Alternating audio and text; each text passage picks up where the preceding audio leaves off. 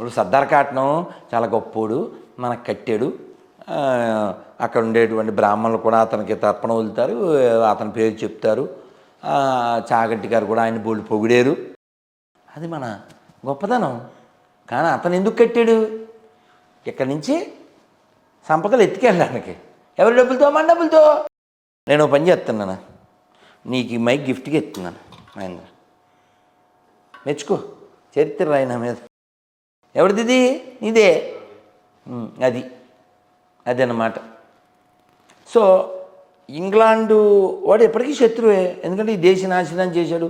కొన్ని లక్షల మందిని ఖుదీరామ్ బోస్ లాంటి 19 ఏళ్ల నవ యువ ఒక స్వతంత్ర దేశభక్తుని, స్వతంత్రం కోసం పోరాడిన వాడిని చంపిన వాళ్ళు, 6 లక్షల మంది పైన దేశభక్తులను చంపిన వాళ్ళు, సావర్కర్ని హింసించిన వాళ్ళు, అలా బోల్డ్.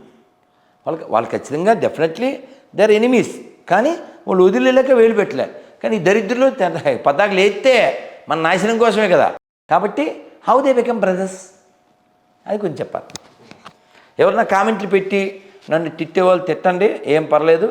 అది మీ యొక్క నోటి విరోచనానికి నాకు అభ్యంతరం లేదు. కానీ మీ నెంబర్ పెట్టి నాతో క్షమాపణ చెప్పించగలిగే వాళ్ళు చెప్పిస్తే నేను ఆనందపడతాను. గురుగారు, బైబిల్లో ఎప్పుడో ఈ భూమి గుండ్రంగా ఉందని ఆదికాండంలోనో ఎక్కడో రాసిపెట్టి ఉందని చెప్పేసి వారు క్లెయిమ్ చేస్తూ ఉంటారు. విమానాలు ఎలా ఎగరొచ్చో అని చెప్పి బైబిల్లో రాసిపెట్టున్నట్టు క్లెయిమ్ చేస్తూ ఉంటారు. హిందూ విషయాలకు వచ్చేసరికి మా గురించి మేము గొప్పగా చెప్పుకోవాలి అని అనుకుంటే బ్రహ్మంగారి కాలజ్ఞానం గురించి చెప్తూ ఉంటాం. ఏంటి అసలు బ్రహ్మంగారి కాలజ్ఞానాన్ని ఎంతవరకు నమ్మొచ్చు, ఎంతవరకు జరిగినాయి, అసలు ఏంటి బ్రహ్మంగారి కాలజ్ఞానం అంటే ఏంటి? ఆయన ఈ మధ్య కాలం వాడే కదా, ఒక 400 ఏళ్ళు. ఆయన great personality with great qualities. వారు చెప్పినటువంటి వాటిలో చాలా జరిగినాయి. ఇలాగ ఏం ఆధారం చేసుకొని చెప్పాడు ఆయన? వారి యొక్క తపశ్శక్తి, వారి తపశ్శక్తి. మీరు వారి చరిత్రలో చూడండి, కొంత పరిశీలన చేయండి. సిద్ధయ్య ఎంతో బాధపడితే మళ్ళీ ఆయన దర్శనమిచ్చి తన వాక్కు ద్వారా అతనికి ఆశీస్సులు ఇచ్చాడు కదా. ఆ తపోశక్తేనండి ఇది మనం ఒక పాట ఉంది హిందీలో, చందన్ హై ఇస్ దేశ్ కి మాటి, తపోభూమి హర్ గావ్ హై, హర్ బాలా దేవి की प्रतिमा, बच्चा बच्चा राम है, हर शरीर मंदिर सा पावन, हर मानव उपकारी है, जीवन का आदर्श यहाँ परमेश्वर का धाम है, बच्चा बच्चा राम है. ఇది మన తపోభూమి ఇది. కాబట్టి వారు చెప్పినటువంటి వాటిలో చాలా నిజాలు అయినాయి. తెల్లకాకి కనబడింది, నీళ్ళ నుంచి దీపాలు వెలుగుతున్నాయి. నీళ్ళ దీపాలు ఇవన్నీ అంటే వాటర్లో, మరి వాటర్ నుంచే కదా కరెంటు. నీళ్ళ దీపాలు. ఒక విధవ దేశాన్ని పరిపాలించేసింది 2 సార్లు. ఓకే, ఒకసారి పరోక్ష, ఇంకోటిసారి అపరోక్ష. ఓకే, ఇలా ఇంకా చాలా చెట్టు నుంచి ఇంకా చాలా చెప్పారు. అలా అయినాయి. అలాగే ఆ ఫైనల్వి 1-2 చెప్తాను. కృష్ణానది కనకదుర్గమ్మ ముక్కు తగిలితే ముక్కు పొడక తాకుతుందని. అలాగే యాగంటి బసవన్న లేచి రావయ్య నంది, ఆయన పెరుగుతున్నాడు, గమనించండి. ఆయన చూడొచ్చు, నేను చాలాసార్లు వెళ్ళాను. యాగంటి నంది అలా పెరుగుతాడు. మామూలు స్తంభంకి మధ్యలో ఉంటాడు, కానీ అలా స్తంభానికి తాకేస్తాడు, స్తంభం అలా అయిపోతుంది. సో వారి కాలజ్ఞానం ఇప్పటికీ ఉన్నాయి, జరుగుతున్నాయి. వారి తపోశక్తి ఎలా చెప్పారంటే, నాస్ట్రోడామస్ కొన్ని చెప్పాడు కదా. వీరు అలా జ్యోతిష్యం అంటే వెలుగులో తీసుకెళ్ళేది నాన్న. జ్యోతిష్యం అంటే వెలుగులో తీసుకెళ్ళేది. గురుగారు, శ్రీరాముడు 14 సంవత్సరాలు వనవాసానికి ఒప్పుకుంటాడు. 14 సంవత్సరాలు ఒప్పుకున్నందుకు శ్రీరాముడు గొప్పోడు అనుకోవాలో, 14 సంవత్సరాలు అసలు ఎలా వెళ్తా అని చెప్పేసి క్వశ్చన్ చేయకుండా, 14 సంవత్సరాలు నాకు అరణ్యంలో ఏం పని అని చెప్పకుండా తల వంచకుండా వెళ్ళిపోయాడు. అసలు 14 సంవత్సరాలు అరణ్యంలో శ్రీరాముడు ఏం చేశాడు? భలే చాలా మంచి ప్రశ్న. కథ మలుపు ఎప్పుడైనా గమనించండి. రామాయణంలో కథలు ఆ రామాయణంలో ఎప్పుడు ఒక టర్న్ వచ్చినా ఒక స్త్రీ పాత్ర వల్లనే అవుతుంది. అది ఎనాలిసిస్ చేయండి. యాక్చువల్గా కైకేయికి రాముడు అంటే చాలా ప్రేమ, అమ్మానే పిలిచేవాడు. ఆవిడ మనసు విరిచింది ఎవరు? మందర, మొత్తం చిందరవందర. ఆవిడ వెళ్ళి దశరథుడితో చెప్పింది. ఆయన చెప్పలేడుగా, ఆయన బాధపడుతూ నేల మీద పడిపోయాడు. నాన్నగారు పిలిచారని ఎవరితో కబురు పెడితే రాముడు వచ్చాడు. వెళ్ళాలి, మీ నాన్నగారు చెప్పలేకపోతున్నారు, అప్పుడెప్పుడో నాకు మాట ఇచ్చారు, we have to go. Sitadevi కూడా రెడీ అయింది. అయితే రాముడికి ఇష్టం లేదు, కానీ సీతాదేవి నువ్వు ఎక్కడుంటే నాకు అక్కడే అయోధ్య అని చెప్పి రామచంద్రమూర్తితో వెళ్ళింది. వెడలెను కోదండ పాని అనుజ లక్ష్మణుని గూడే, వెడలెను కోదండ పాని. పాని అంటే హిందీ పాని కాదు, పాని అంటే సంస్కృతంలో చెయ్యి. కోదండాన్ని ధరించిన హస్తం కలిగిన వాడు కోదండ పాని. పలుకే బంగారమయ్యర కోదండ పాని, పలుకే బంగారమయ్యరా. సరే, ఇలా లక్ష్మణుడితో సీతాదేవితో ఆయన వెళ్ళాడు. అలా వెళ్తూ ఉన్నప్పుడు ఋషులు వాళ్ళు ఆయన కలిశారు. కలిస్తే అంటే కొన్ని చెప్తున్నాను, చాలా ఉంటాయిగా, కొన్ని చెప్తా, అన్నీ మనం చెప్తే రామాయణం చెప్పే అయిపోతుంది మనకి. రామచంద్రమూర్తి వెళ్తుంటే ఋషులు వస్తారు. ఋషులు వచ్చి ఆ కష్టాలు అవి చెప్తారు. చెప్తే అలాగే నేను తీరుస్తానులే అంటాడు. రాముడు మరి ధనుస్సు వెల్లంబులతోనే వెళ్తాడు కదా, క్షత్రియుడు కదా, కష్టాలు అవి చెప్తే అలాగే నేను తీరుస్తాను అని ముందుకు నడుస్తుంటే సీతాదేవి చెప్పుద్ది, ఎందుకండి దారిని పోయేదంతా ఊళ్ళో గొడవలని మనకెందుకు అంటది. ఈ ఆడవాళ్ళు ఎంతకీ వెనకలు అవుతారుగా, కానీ సీతాదేవి అమ్మ, ఆ వెనకలు ఆడడం ఆవిడ ఉద్దేశం కాదు. ఆవిడ తల్లి కదా, స్వామివారి కర్తవ్యాన్ని గుర్తు చేస్తుంది, అంతేగాని మనకెందుకు అంటే దాని అర్థం అది కాదు. మనకెందుకంటే ఊళ్ళో గొడవలను వీళ్ళు ఎలా చెప్తారు, అటువైపు వాళ్ళు కూడా ఏదో చెప్తారు, మనం వెళ్ళిపోవాలి 14 ఏళ్ళ తర్వాత, ఇల్లు బాగానే ఉంటారు, మనం ఎందుకంటే వాళ్ళకి శత్రువులు అవడం, ఇలా ఒక ఇంటిళ్ళలాగా చెప్పుద్ది అని చెప్పి ఒక కథ చెప్పుద్ది. ఆ స్త్రీలకి మాట్లాడినెవరో ఒంటింటి కుందేళ్ళు అని మనకు కొన్ని అక్కలు ఉంటారు కదా, ఈ అక్కల బ్యాచ్ చెప్తుంటారు కదా, స్త్రీకి స్వేచ్ఛ లేదా అయ్యో డైలాగులు వేస్తుంటారు కదా. కానీ సీతాదేవి ఒక ఉదాహరణ. ఆవిడ ఏం చెప్పింది, ఒక కథ చెప్తాను అని చెప్పి కథ చెప్తూ, ఏంటో కథ అంటే, ఒక ఋషి తపస్సు చేస్తున్నాడు.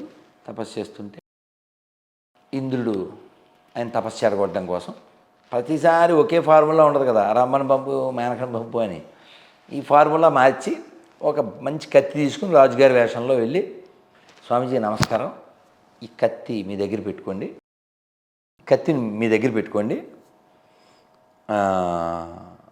నేను మళ్ళీ వచ్చి కలెక్ట్ చేసుకుంటాను, మా పూర్వీకులది అని చెప్పాడు. రాజుగారు పెట్టుకున్నాడు. ఈయనకేమీ పెద్ద ఆశ్రమాలు బిల్డింగ్స్ ఏమీ లేవు, ఆ చెట్టు కింద తపస్సు చేసుకుంటాడు. మరి రాజుగారికి కత్తి మళ్ళీ ఇవ్వాలిగా, వస్తారుగా, అందుకని స్నానానికి వెళ్తూ వస్తూ దాన్ని పట్టుకెళ్ళడం, అక్కడికి వచ్చడం, స్నానం చేయడం, రావడం. ఈ మనస్సు భగవద్గీతలో చెప్తారు, మన చంచల హి కృష్ణ ప్రమాదీ బలవద్ధుడం అంటాడు. ఎవరు? అర్జునుడు. బావా, I can control wind but not the mind. ఎవరన్నా గాలిని కంట్రోల్ చేయగలరా? అర్జునుడు చేయగలరు. అలాంటి అర్జునుడి స్టేట్మెంట్ ఏంటి? మనసును కంట్రోల్ చేయాలి. ఈయన అలా కత్తి పెట్టుకెళ్ళాడు కదా, దీని పదును ఎంత ఉందో చూద్దాం అని ఆ మొక్కల్ని ఎలా అన్నాడు, బాగానే తెగుతుంది. అలా 2-3 రోజులు అలా మొక్కలని, ఈయన వెనకాల ఆ జింకలు లేళ్ళు అవి వస్తూ ఉండేవి.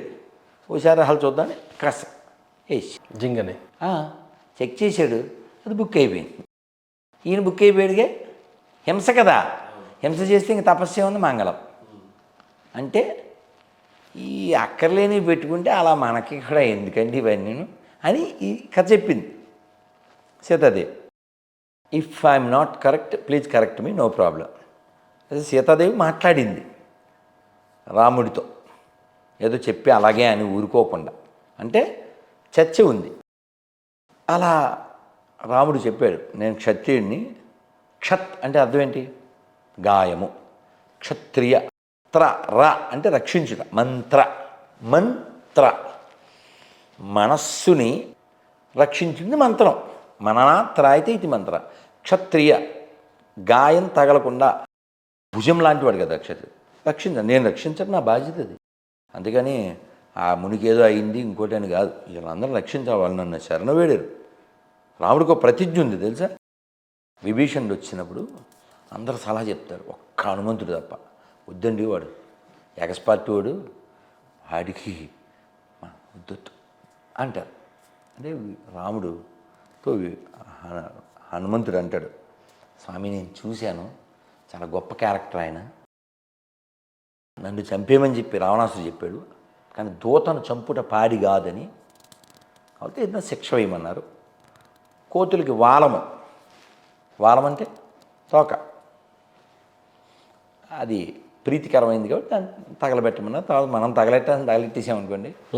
సో వారికి భక్తి నిజాయితీ ఉంది అని హనుమంతుడు చెప్తాడు. రాముడు ఒక ప్రతిజ్ఞ ఉంది. ఆ ప్రతిజ్ఞ ఏంటంటే, ఎవరైనా నన్ను శరణ వేడితే నేను రక్షించి తీరుతా, ఇది నా ప్రతిజ్ఞ. నేను సీతనైనా వదిలేస్తా, నేను లక్ష్మణ్ణైనా వదిలేస్తా, ధర్మాన్ని విడిచిపెట్ట. ఇది రాముడు. అలాంటి రామచంద్రమూర్తి అలా వెళ్తున్నప్పుడు కబంధుడు వచ్చాడు, బోల్డ్ మంది మునులు వచ్చారు. ఒక్కొక్క ఎపిసోడ్ నాన్న, ఓసారి ముని, ఓసారి రాక్షసుడు, ఓసారి ముని, ఓసారి రాక్షసుడు, ఓసారి ముని, ఓసారి రాక్షసుడు. మొత్తం ఈ 14 సంవత్సరాల వనవాసాన్ని ఒక సారాంశం కింద చూస్తే ఏమని చెప్పగలుగుతారు మీరు? వాళ్ళు ఎప్పుడు ఆ నియమానికి అతిక్రమించలే. యాక్చువల్గా దశరథుడు 14 ఏళ్ళకి సరిపడా బట్టలు గిట్లు అన్ని ఫెసిలిటీసు రెడీ చేసాడు. ఇప్పుడు ఇన్ని ఫెసిలిటీసు అడవిలో బిల్డింగ్ కట్టేసి ఇచ్చేస్తే ఇంకా అసలు కైకి యొక్క కోరికకి అర్థమే ఉంది. ఆవిడ ఒప్పుకోలేదు, అది జరగలేదు. రాముడు మంచి బట్టలు వేసుకున్నవాడు నారబట్టలు కట్టుకున్నాడు. సీతాదేవి అసూర్యం పశ్యతి అంటారు, అంటే తెలుసా? అసూర్యం పశ్యతి అంటే ఎండకన్నెరగదు సీతాదేవి. ఆవిడికి పాపం ఆ నారబట్టలు ఎలా కట్టుకోవాలో తెలీదు. రాముడే ఎలా అని చుట్టేసి మెడ మీద చుట్టేసి అసలు ఎంత ఏడ్చారంటే, అయోధ్యలో రాముడు వెళ్ళిపోయిన నెల తర్వాత కూడా గుర్రాలు ఏనుగులు కూడా కంటతడి. అంత ప్రేమించారు రాముని. అలా రామచంద్రమూర్తి, మీరు చిత్రకూట అని ఉంది, వెళ్ళండి, బాగుంటుంది. అక్కడ మందాకిని ఉంటుంది, బాగుంటుంది. ఆ చిత్రకూట్లో ఆ గోదావరి అంతా ఉంటుంది. అక్కడ చాలా కాలం ఉన్నారు రామచంద్రమూర్తి.